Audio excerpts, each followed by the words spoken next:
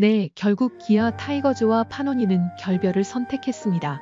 보험용 외국인 투수였던 저는 토마스 파노니가 미국으로 돌아가 마이너 리그 계약을 맺은 뒤 메이저 리그로의 전환을 미루고 대신에 미러키 브루어스 산나 트리플 A팀의 제이슨 알렉산더를 영입할 것이라는 새로운 소식이 나왔는데요.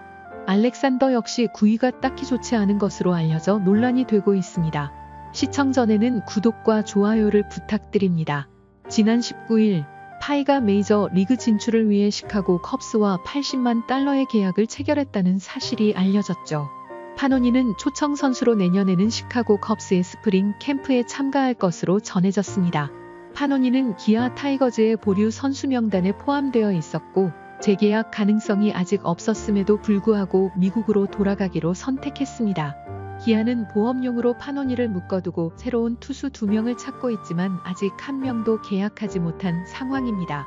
기아로는 한국에서 2년을 경험했고 안정성이 있는 파노니와의 재계약을 고려할 만했는데 파이가 더 이상 기아를 기다려주지 않았습니다. 이로써 파이는 기아와 두 번째 이별을 하게 되었습니다. 지난해 6월 말 대체 선수로 연봉 $30만 달러로 기아와 계약한 파노니는 14경기에 나와 3승 4패, 평균 자책점 2.72, 탈삼진 93개로 준수한 활약을 보였습니다. 그러나 기아는 구위형 투수를 원하고 결국은 다른 투수들을 영입한 후에도 파노니를 재계약하지 않았습니다. 파이가 미국으로 돌아가면서 기아는 새로운 외국인 투수를 2명 찾아야 하는 상황이 되었는데 현재는 미러키 브루어스 산나 트리플 A팀에 소속된 제이슨 알렉산더의 영입이 유력한 상황입니다. 파이가 먼저 마이너 리그 계약을 선택함으로써 거취를 결정했습니다. 메이저 리그에 진출해야 $80만 달러를 받을 수 있는 조건으로 마이너 리그에 남게 된다면 파니의 수익은 훨씬 적어지게 될 것입니다. 만약 기아에 남았다면 금전적으로 더 좋고 안정된 환경에서 던질 수 있었을 것입니다. 그러나 파이는 더 이상 기아를 기다려주지 않았습니다. 이로써 파이는 기아와 두 번째 이별을 하게 되었습니다. 파이의 결정으로 인해 기아는 이제 새로운 외국인 투수를 2명 찾아야 하는 상황이 되었습니다. 현재는 미러키 브루어스 산나 트리플 A팀에 소속된 제이슨 알렉산더의 영입이 유력한 상황이라고 합니다.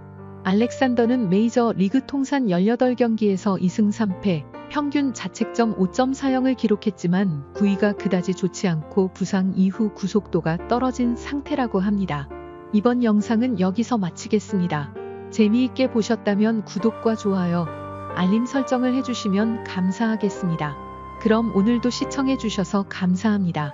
알렉산더는 메이저 리그 통산 18경기에서 2승 3패, 평균 자책점 5.40을 기록했지만 구위가 그다지 좋지 않고 부상 이후 구속도가 떨어진 상태라고 합니다. 지난 3년간 10승을 거둔 외국인 투수가 없었던 기아 타이거즈는 이번에야말로 강력한 외국인 투수를 데려와야 하는 상황입니다.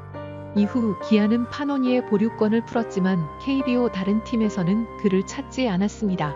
결국 파노니는 미러키 브루어스와의 리그 계약을 통해 미국으로 돌아갔습니다.